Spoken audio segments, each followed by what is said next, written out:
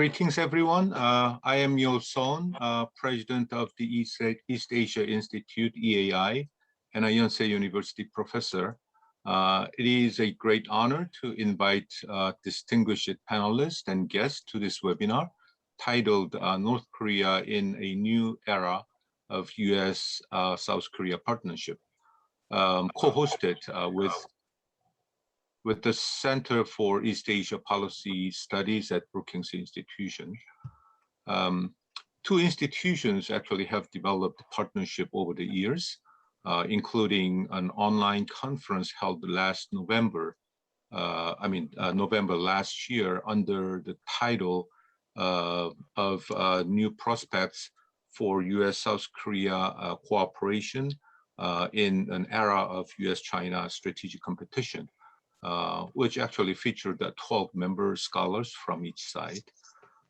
This time we come to discuss North Korea in a new era again of an expanded U.S.-South Korea partnership.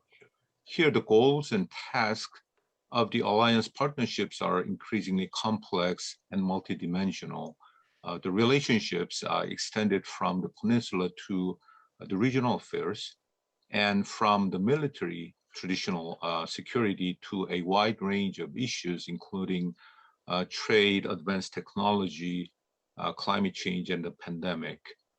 Under the changing dynamics of alliance relationship in these areas, this seminar will discuss the two countries navigating their strategic interest on the denuclearization of North Korea, impacts of the U.S. China strategic competition on the denuclearization efforts, and the prospects for ROK U.S. alliance and North Korean policy in the context of the upcoming ROK presidential election.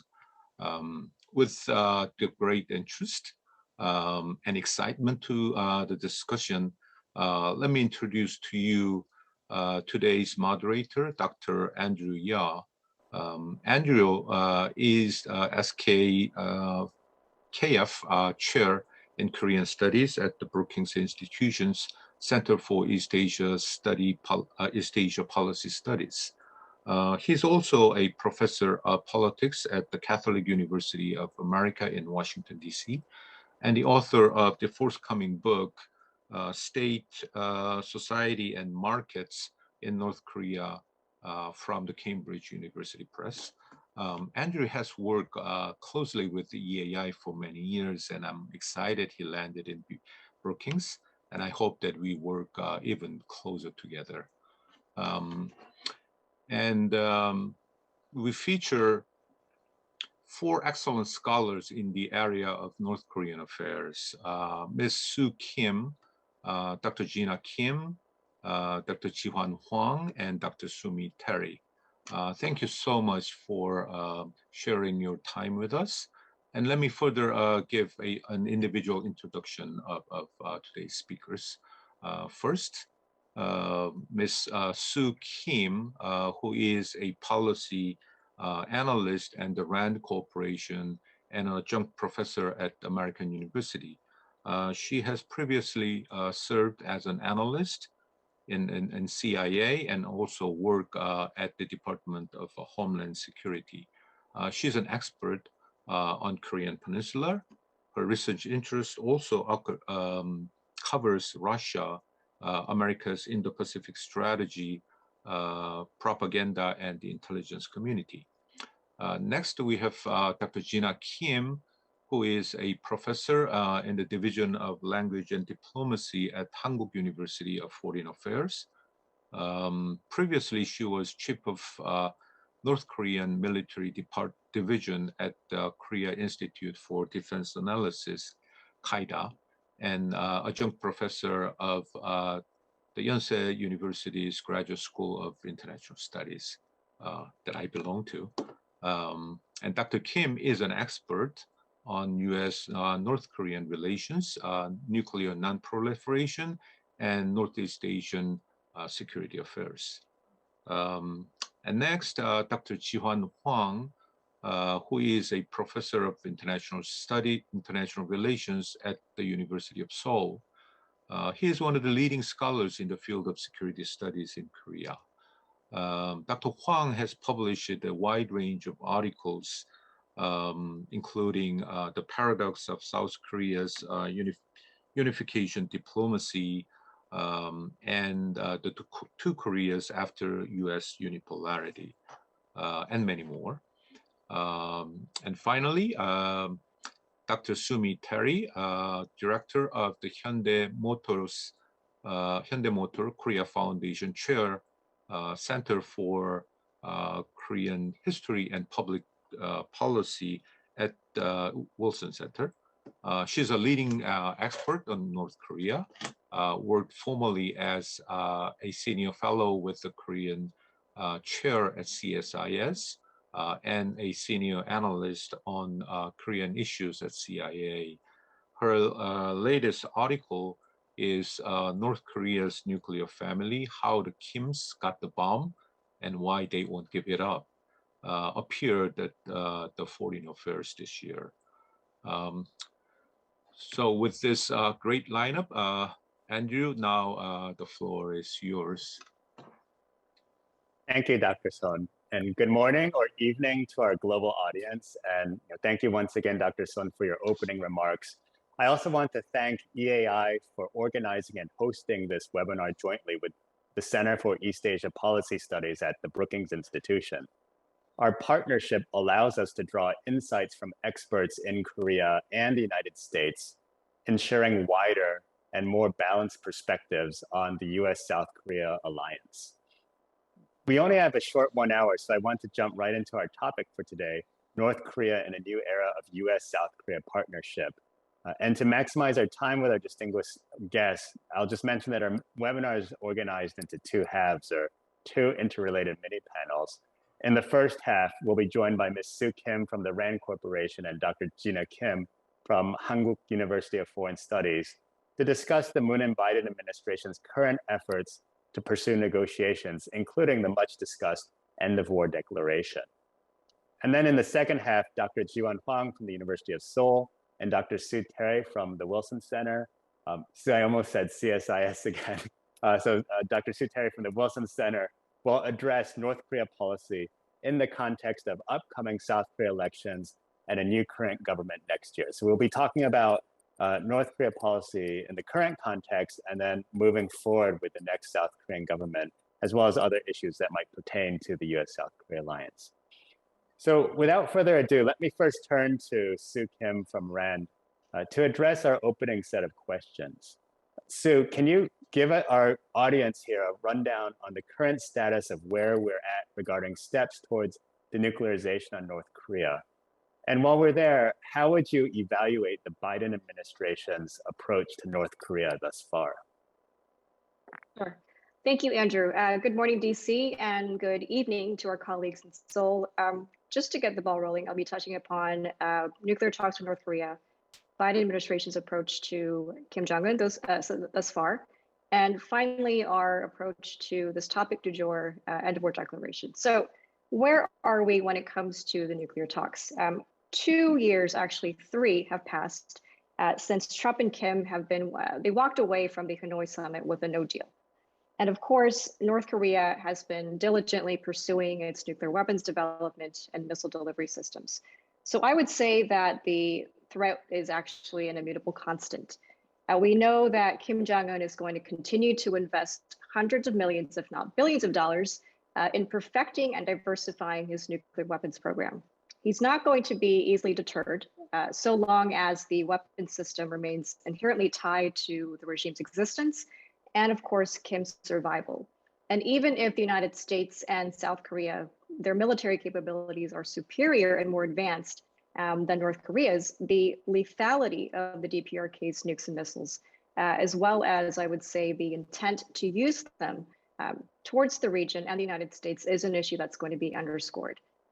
And I think equally worrisome is the DPRK's proliferation of illicit activities. So we're talking about the steadily expanding creep, the criminal creep in cyberspace, human rights violations, and other behaviors that actually go against the grain of international norms and UNSC resolutions that become more and more ingrained and deep-seated into the DPRK's being. So this makes it all the more challenging for us to tackle the DPRK problem, beginning with, of course, the nuclear weapons. So in this respect, the sooner we can address the nuclear issue, the better, obviously. But right now, we've not heard of any contact between the United States and the DPRK negotiators. But I don't think this is such a bad thing. Rather than laying out all of our cards before the North Koreans to clinch an agreement, we should continue to indicate the willingness to dialogue while also applying the appropriate inducements to bring the North Koreans back to the negotiating table. And by inducements, ideally, it would be less in the form of concessions that reward and validate Kim's behavior, but more squeezing the Kim regime financially through sanctions, reputationally by exposing and shaming Kim's crude defiance of human rights, and diplomatically by strengthening our alliance strategy towards the DPRK and also the broader regions that tie us together to leave Kim essentially with no choice but to negotiate for survival. And lately, two topics have been dominating the discourse in Seoul. And one, of course, is the upcoming elections, and two, the end of war declaration. So the timing and rationale for the declaration seems to be more along the lines of like grafting peace onto reality that seems a little bit distant from being fertile when it comes to a declaration. In addition to weapons testing, Pyongyang doesn't seem to have an appetite for this proposal. Which could, of course, be part of his strategy. It makes Seoul more anxious and more insistent and urgent to bring a declaration into fruition. And Washington, for its part, has been expressing willingness to discuss this topic. But I think we should ask ourselves here whether the declaration now, amid the ongoing testing, his determination to keep his nuclear weapons, and at the cusp of a leadership transition in South Korea is actually going to be sustainable. So both from an implementation perspective, as well as the potential security alliance and regional implications of a precipitous dash to end the end of war declaration, doesn't seem to be well timed. So the fact of the matter is both proponents and opponents of the end of war declaration, they're well aware of the fact that this is going to have broader implications.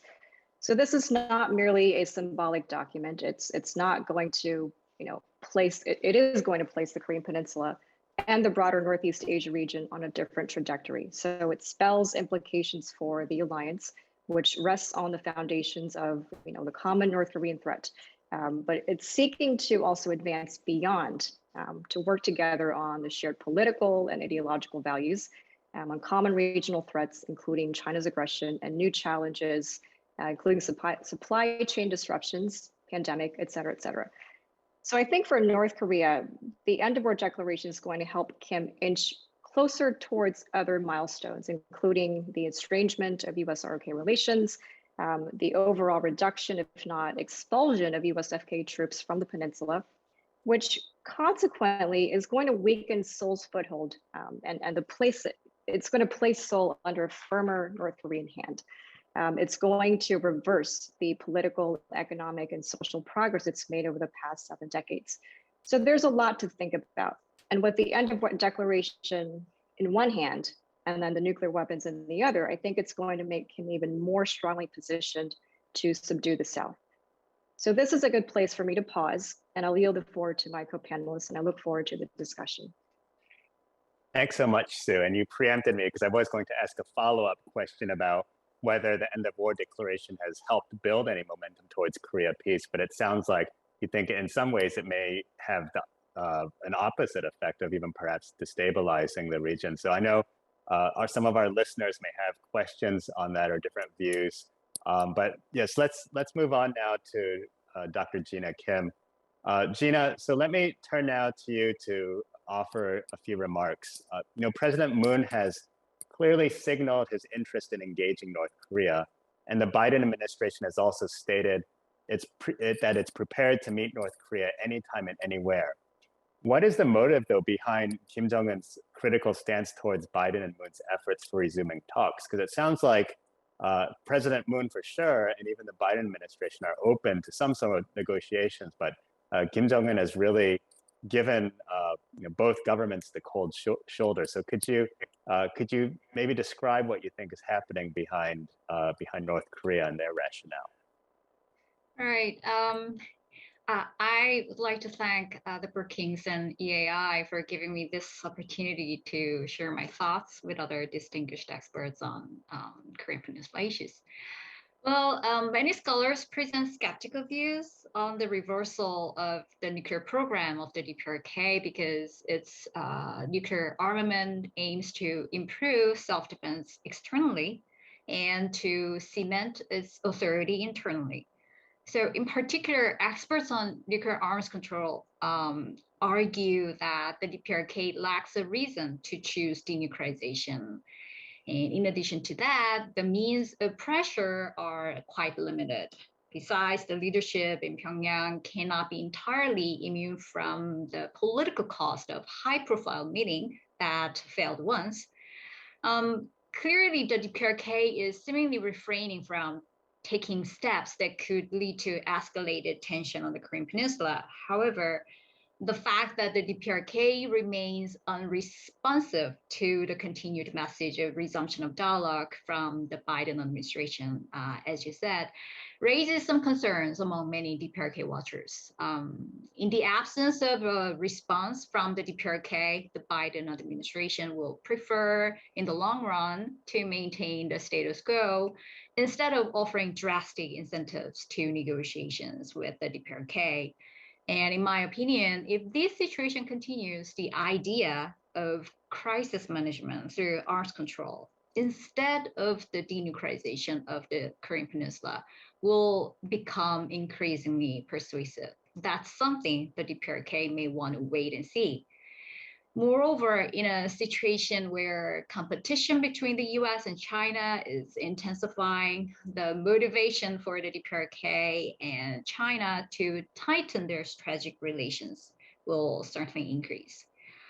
This will raise alarm, at least among South Koreans, about losing leverage on North Korea. And Seoul will try actively engaging with Pyongyang then. Either way, the DPRK will not think that it is losing a game.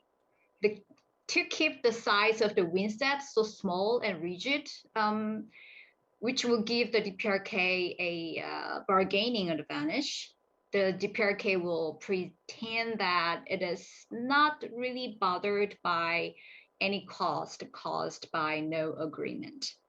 If the DPRK pursues a near-term interest in revitalizing economic conditions, then its immediate goal is to return to the talks with the intention to discuss what was previously offered by the North Koreans in February 2019.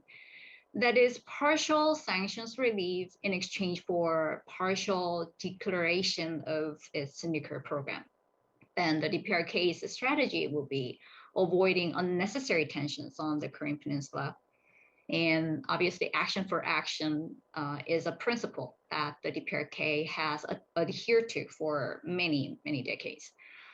If the DPRK believes that it can muddle through, then it is likely to seek a new equilibrium on the Korean Peninsula through military modernization in a tit-for-tat rivalry with South Korea. In this case, the DPRK will also avoid unnecessary escalation, but there will be a much concern about the stability-instability paradox. To complete the pre-planned research and development cycle, the DPRK will need testing new weapon system before deployment for technical reasons.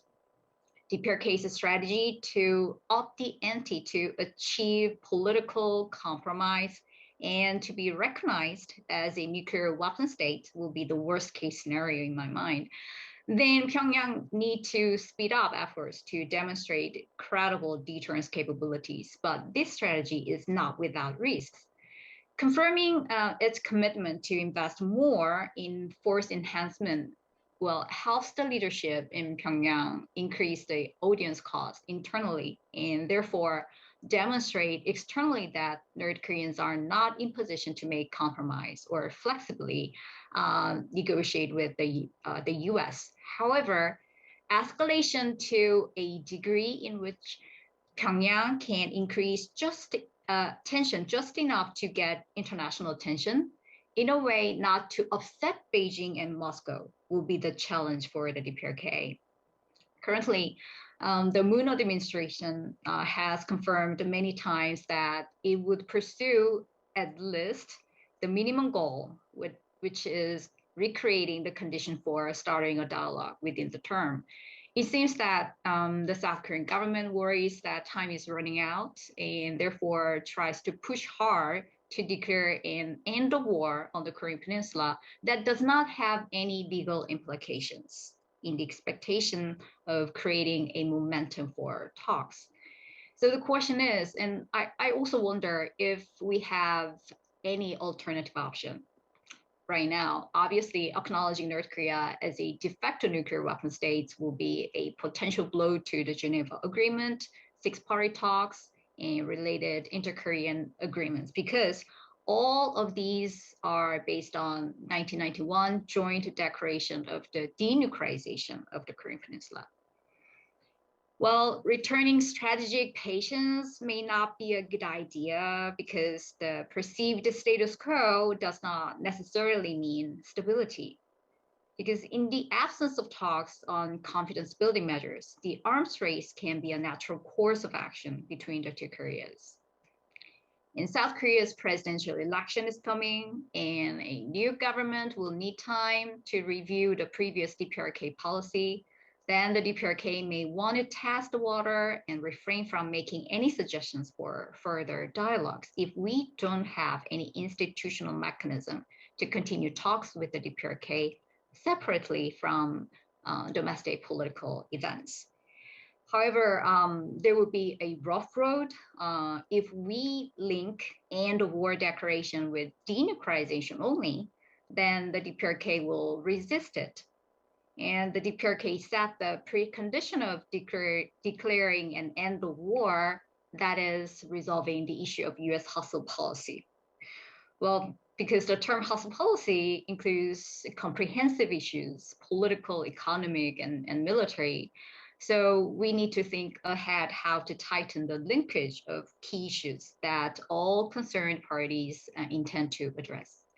Well, I'll stop here and look forward to further discussions. Thank you.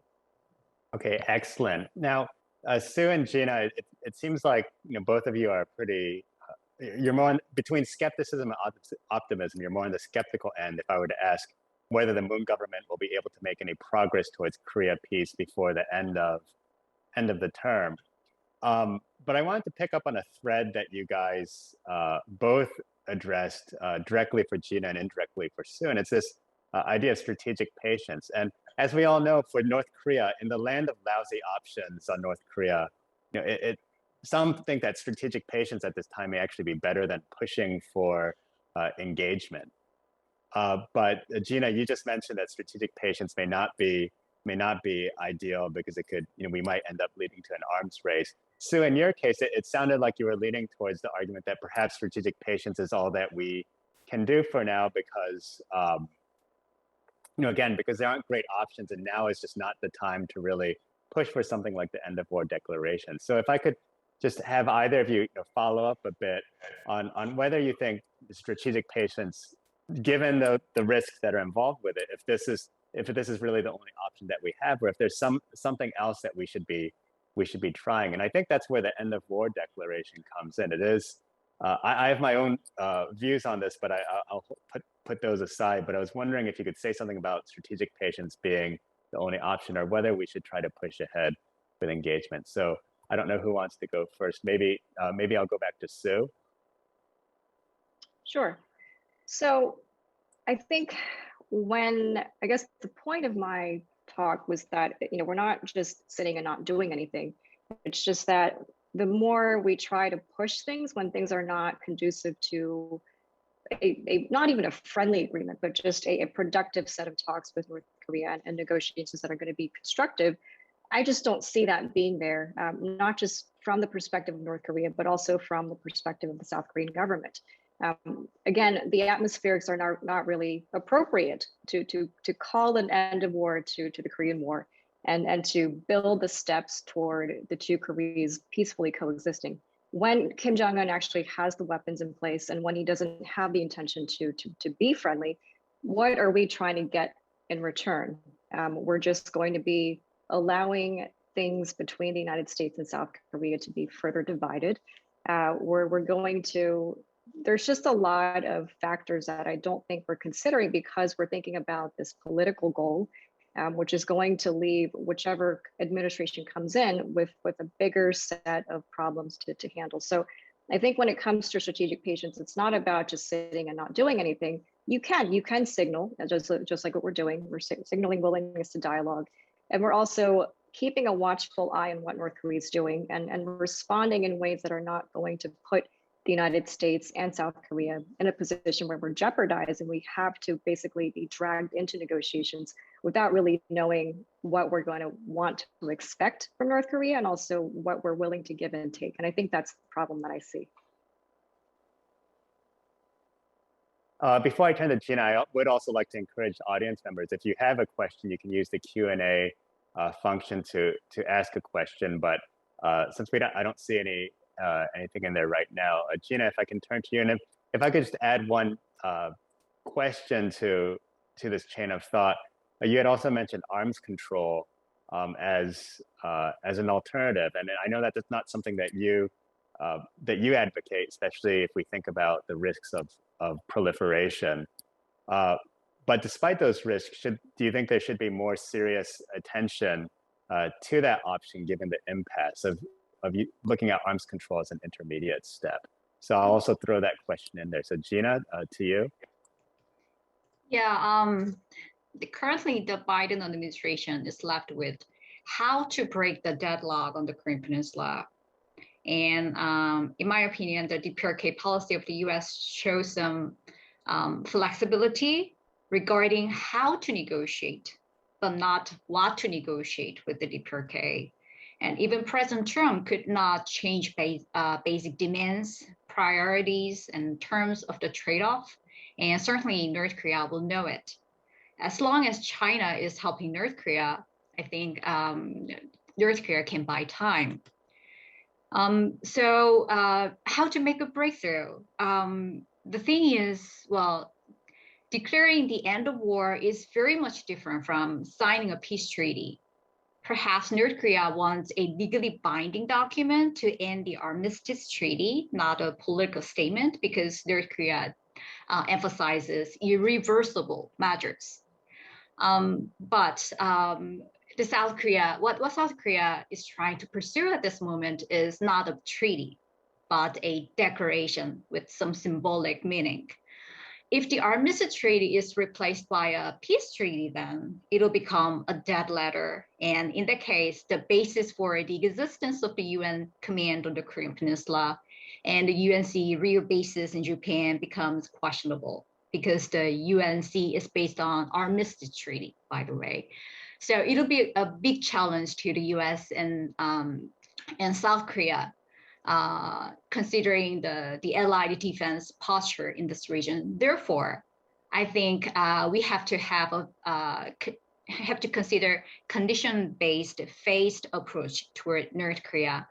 We can talk about the contents of the peace treaty, but we can sign it later. Once North Korea completes the denuclearization, there are many creative ways to approach. And DPRK is highly likely to seek a long-term survival strategy of bandwagoning with China instead of embarking on denuclearization negotiations with a political risk. So alternative solution, as I told you, to the problem is exchanging a condition-based rewards such that the DPRK can perceive the benefits of denuclearization through a thorough verification mechanism that reduce the possibility of defection from an agreed framework by raising the cost of non-compliance. And in the long run, the two Koreas can talk about confidence building and even arms control. Perhaps we can start talking about operational arms control, then move on to discussing structural arms control. All this can be included in a big package of condition-based phased implementation by both sides, in my opinion. Okay, thanks, Gina. So it does seem like arms control, if it's carefully put as part of a conditioned effort, there may be a possibility for that option. And of course, arms control is not the final goal. You want to then move towards denuclearization. So, so those are some thoughts. I have one just a final question before we move on to the second half of our webinar. But Gina, in your I believe it was in the comments that you had sent me. It sounded like with the pandemic, once the pandemic is over, Kim Jong-un has his own timeline, and he may just resume the timeline for whatever goals that he wants to achieve. Is it looking at this from the regime's perspective? Do you think it's better off to try to have some kind of agreement or negotiation while in some ways, North Korea is very weak. They're weakened because of COVID-19, because of the border lockdowns. And does that give the U.S. and South Korea any leverage while they're in that state? Earlier, there was talks about offering vaccines or some kind of humanitarian assistance. Is there a better opportunity now during the pandemic to try to engage North Korea, or would it make more sense to wait when the pandemic is over, knowing that North Korea is not really willing to do much or come out of its shell? Well, what North Korea is suffering from is not just the pandemic. Its food security situation is really dire this year. And in order to actually revitalize its economy, North Korea needs foreign assistance as well. And all this should be done, can be done during the pandemic or after the pandemic. There should be a strategic decision that should be made by the leadership in Pyongyang. But I think what North Korea is doing is just looking at the right time for opening up for having another round of dialogue, because it seems to me that, at least in the eyes of the North Koreans in Pyongyang, a lot of uncertainty is there. As I told you, the presidential election in South Korea will be another variable in mind of the North Koreans. So we have to wait and see. Okay, great. So in the interest of time, I'm going to move on to the second half of our panel, where we discuss U.S. South Korea cooperation and North Korea policy under the next South Korean government. So as most of our listeners know, there's an election, a major election coming up next March in South Korea. So let me turn to Dr. Ji-won Hwang, who's in Seoul, to give us a rundown of how the two major South Korean presidential candidates might approach North Korea. So Ji-won, if we can turn to you, how would you describe to U.S. policymakers the main differences between the two major South Korean presidential candidates? It would be Lee Jae-myung and Yoon Suk-yeol regarding North Korea policy. So Dr. Hwang?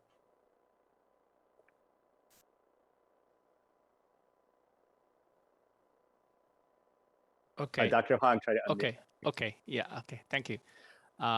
Thanks, Andrew, and thanks for having me here. Actually, let me speak about the presidential election and North Korea policy first. You know, the basically two major South Korean presidential candidates, the Lee Jae-myung and Yoon Suk-yeol, I think they have almost the same the position from the predecessors.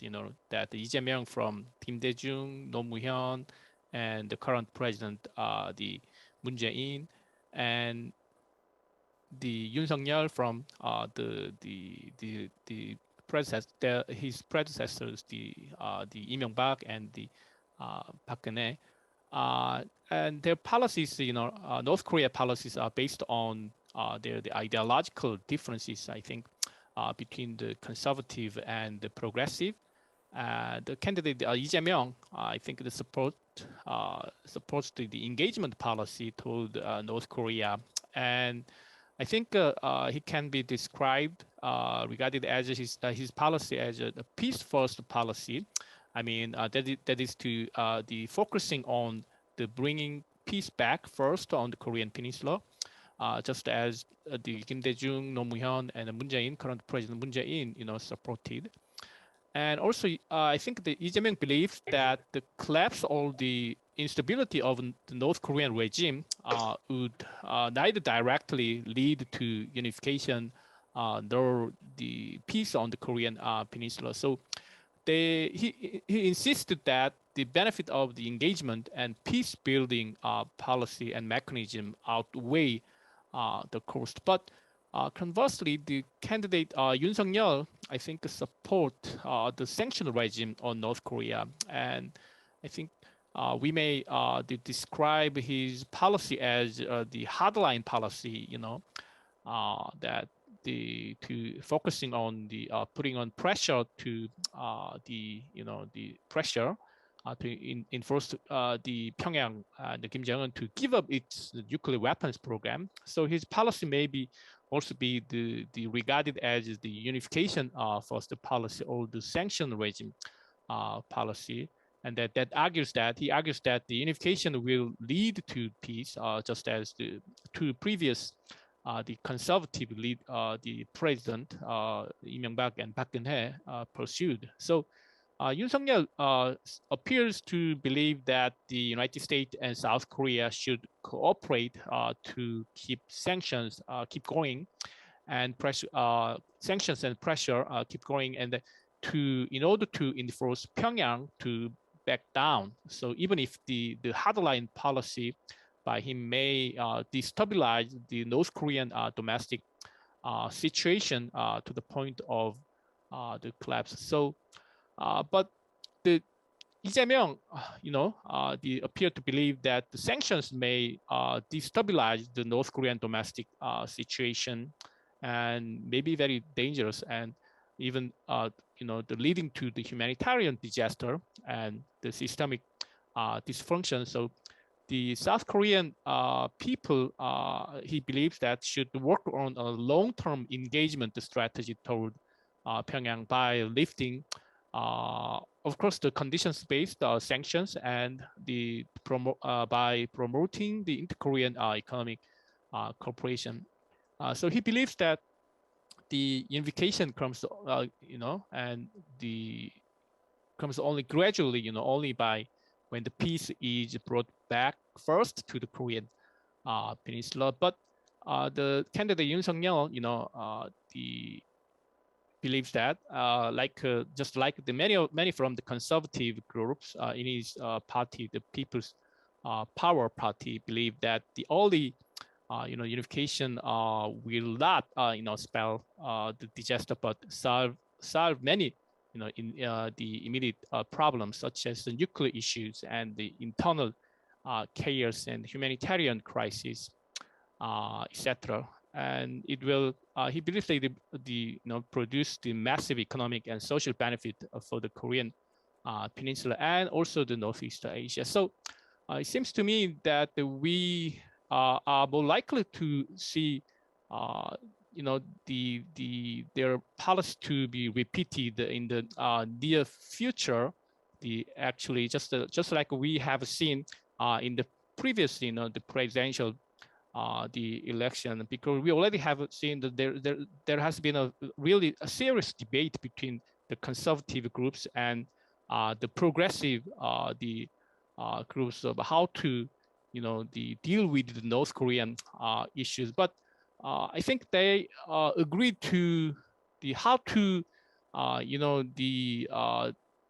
get support from the United States, because in that sense, the Yoon Suk-yeol and Lee Jae-myung are not really different, because both of them, the stresses the importance of the strengthening the Korea-U.S. alliance in dealing with the North Korean issue. Although they may be some may have some difference in the how to combine the Korea-U.S. Relations and the cooperation, including the trilateral relations with the U.S. Korea and the Japan.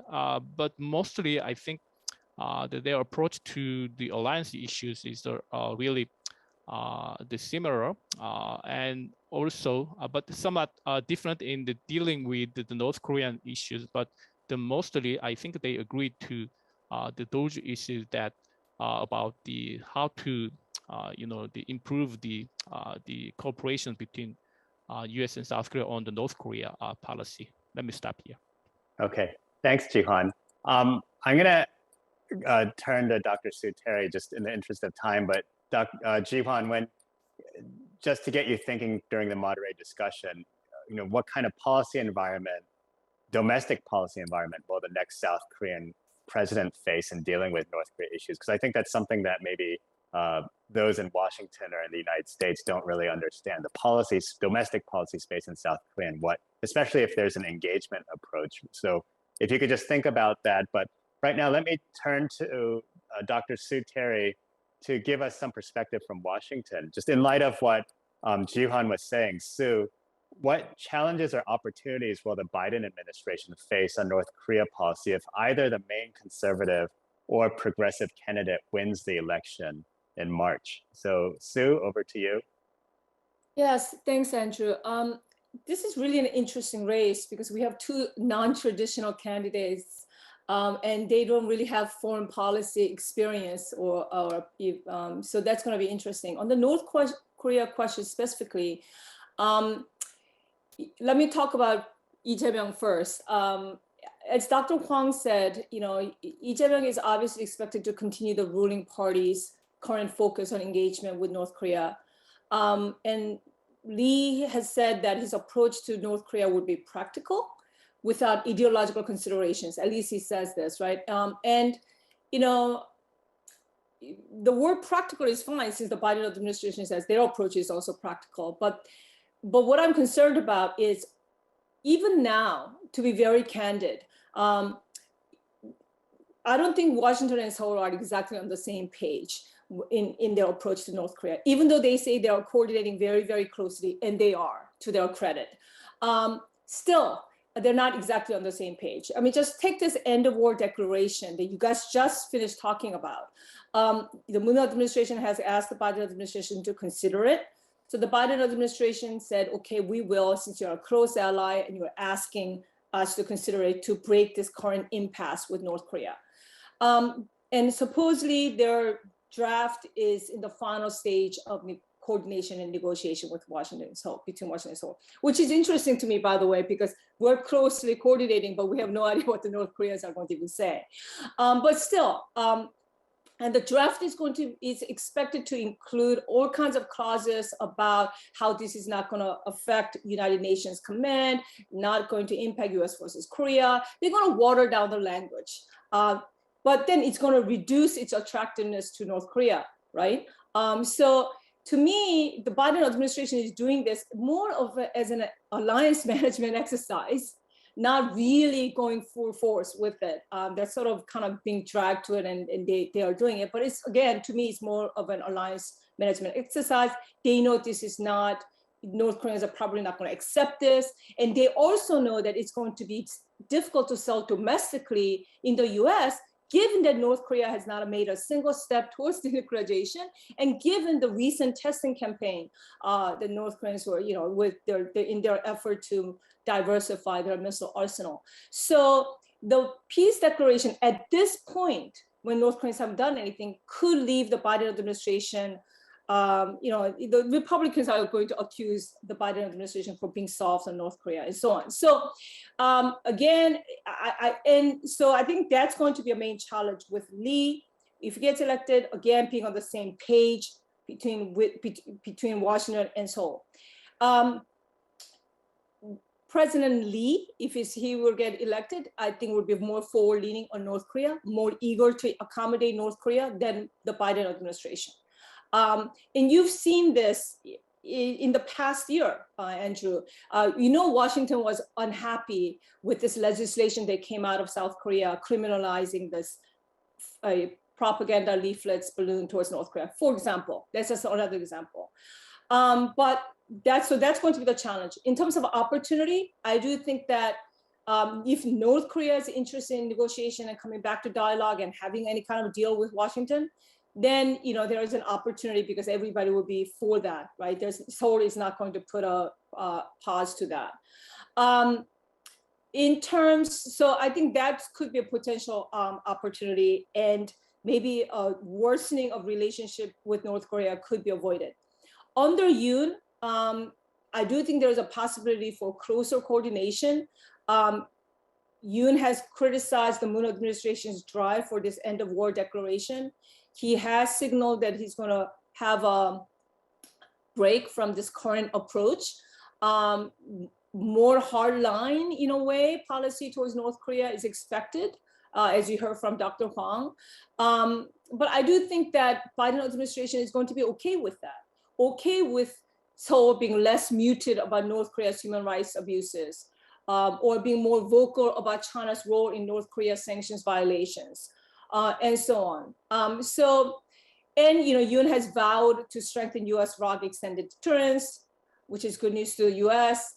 And so the strength of the U.S. ROK alliance, or that. The one risk, though, because you asked me to think about the opportunities and challenges. One risk, obviously, under Yoon would be that North-South relationship could deteriorate and escalate.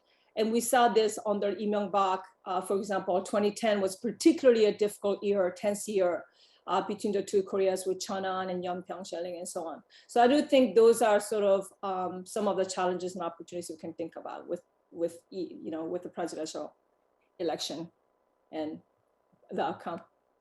Okay.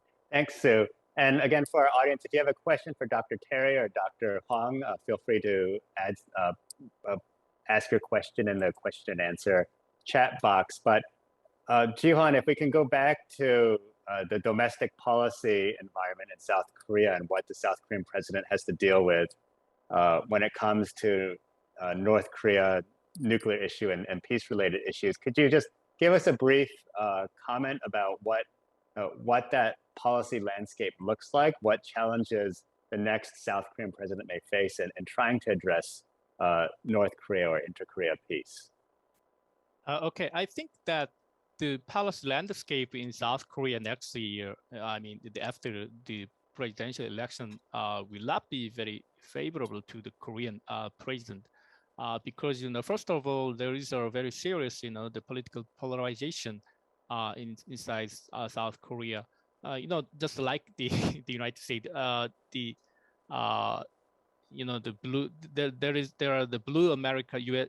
America, and the red America, and also like the United States in South Korea, there is a conservative South Korea and the progressive South Korea, and then I don't think the presidential the candidate will win the landslide victory, even if he wins the election next March. So the kind of the political polarization will makes it very difficult for the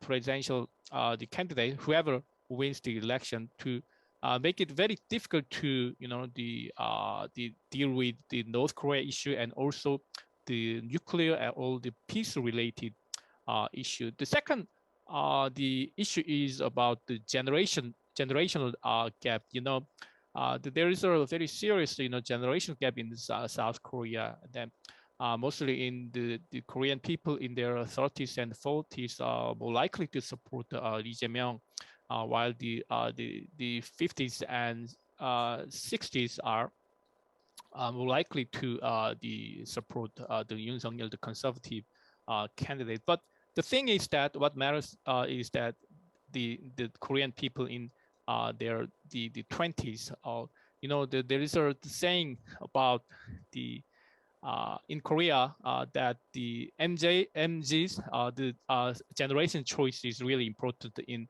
deciding the outcome of the next presidential election. But the thing is that they are not really interested in the dealing with North Korean issue. They are more interested in the getting a job and how to buy an apartment in Seoul, because you know that the Korean the domestic the economic situation is not really favorable to that generation. So I think that those two the issues are really important issues in next year, even when we deal with North Korea and the peace related things in the next year. So I think that the landscape, the political landscape next year will not really good for the next Korean president. Thank you. Okay, thanks, Ji-hwan. And you know, I know we've been focusing a lot on North Korea here, but of course, the North Korea issue exists within a broader context within East Asia and within the Indo-Pacific. So I wanted to first go back to Dr. Terry and just ask you, you know, moving beyond North Korea, what other issues concerning the broader Indo-Pacific region will remain important to the U.S. South Korea alliance moving forward? Well, Andrew, I think you know, first and foremost is China, and how South Korea would navigate that U.S.-China competition conflict. I think it's fair to say, I think for the Koreans, just historically, the two big fears in terms of alliance with the U.S. have always been either abandonment or entrapment, right?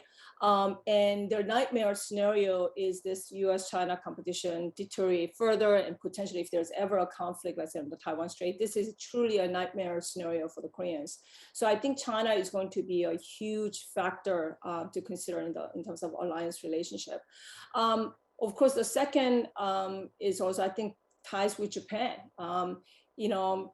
There's no South Korea-Japan ties have worsened in the past few years, and the Biden administration wants to really improve this. And here, I think when you look at Yoon or Lee, I mean, you know, Yoon's position at least is more favorable, or it sounds good, better to the United States, right? Because the PPP and Yoon have been saying they want to restore ties, or they'll try. At least Yoon, I think, have said something like restore ties. So Yoon has been more critical of Beijing in terms of just the two candidates, while being more vocal about alliance with US and also restoring ties with Japan. But this, I think, is going to be just both how the South Koreans deal with China and Japan are going to be interesting to watch. Yoon also has been critical of President Moon's hedging approach, voiced concerns about China's human rights abuses in Hong Kong and Xinjiang. They also Yoon talked about South Korea joining Quad. I have not heard Lee Jae-myung talking about this. And so, you know, I think these issues are going to be some things that's going to be of interest to the United States. You know, we watch everything, right? We saw that, you know, Governor Lee meeting with China's ambassador to South Korea and talking about ties with China. So these are all, I think it's going to be important for us. But to be very candid, I'll just make this point. I brought up this point earlier about Yoon and both candidate Yoon and candidate Lee's lack of foreign policy experience. So I think that might be of a concern to the Biden administration. And on China, you know, whichever presidential candidate wins in March, we do know the U.S. I think knows is there's this intrinsic limits to what South Korea can do with China, because the fact that we're not changed is that South Korea does more trade with China than it does with the U.S. and Japan combined, and South Korea still has to deal with China in the context of its relationship with North Korea and so on. So there are still going to be limits on how far South Korean president can go really in confronting China. That said, South Korea does not want to be a pawn either with Beijing and wants to chart its own course in technological and competition and economic policy, and as well as strategically. So we'll see. But these are some of these other issues that we'll be watching very closely. Thanks, Sue. And that's interesting that you mentioned that the lack of foreign policy experience might be of some concern. And so, at least for those of us in Washington, Sue, and myself, I guess we should brace ourselves as we get towards elections, there'll be more trips from South Korea coming into DC just to get the lay of the land on U.S. South Korea alliance and foreign policy issues. But Jihan, I wanted to also turn to you if you had any thoughts about what broader issues or concerns beyond North Korea may be of interest to the U.S. South Korea alliance. And of course, Dr. Terry mentioned China, and that's absolutely the same thing for the Biden administration.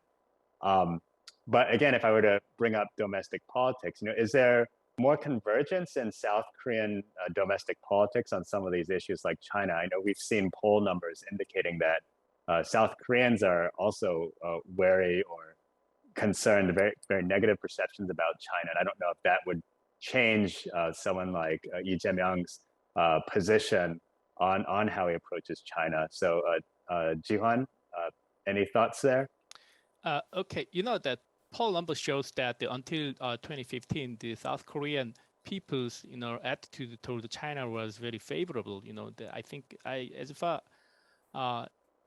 as I remember that maybe almost the 2/3 of the Korean people have the favorable the images of China. But after the third issue, the South Korean people's the image of China was getting worse, much worse, to the point of like the Korean people's image of maybe the North Korea or the Japan, which is very low. So maybe that kind of the public opinion may affect really greatly both the Yoon Suk-yeol or the Lee Jae-myung's policy toward the China. But I think I have a little different the opinion because whoever takes power, I think their policy toward China would be really similar because that throughout the conservative and the progressive the government like the Kim Dae-jung, Roh Moo-hyun, and also in the Lee Myung-bak and Park Geun-hye government, the South Korean government, all the South Korean government, foreign policy, the framework was to how to strengthen the Korea-U.S. alliance and also to improve the Korea-China the partnership simultaneously. So and also the Yoon Suk-yeol also recently had a trouble with the China by saying some kind of unfavorable things about the China, but he also recently met with the Chinese ambassador to Korea, the Sing Haiming, and talked about the Korea the China issue. So I don't see any real difference between the Yoon Suk-yeol and Lee Jae-myung and how to deal with the Chinese issue. I know that the China issue is a real challenge to Korea, but I think there is some kind of the strategic room for the Korean the government to be maneuvering in East Asia after the next presidential election. Okay, thanks, Jihan. And certainly the Biden administration is going to be looking towards South Korea for their support, their cooperation when it comes to U.S.-China competition. So it's going to be another big issue that faces the U.S. South Korea alliance. So we began with talking about North Korea, and we ended with broader issues in the Indo-Pacific. But we were actually out of time. I think it was a very compact webinar, and there really are no easy answers when it comes to especially North Korea. But I do want to thank Dr. Sue Terry, Dr. Jiwon Hwang, Dr. Gina Kim, and Ms. Sue Kim for helping us better understand where we're at and what we might expect in regards to North Korea and the Indo-Pacific and the U.S. South Korea alliance. Before we close, I'd appreciate if you could fill out a brief survey before exiting the webinar. The survey responses will be used to plan future webinars catered to the interests of the public on behalf of EAI. And on behalf of the East Asia Institute and the Brookings Institution, I'd like to say good night to our audience in Korea and in Asia, and good day to everyone in the United States. So thanks again for joining us, and look forward to seeing everyone, hopefully in person, the next time. Thank you. Thank you. Bye-bye.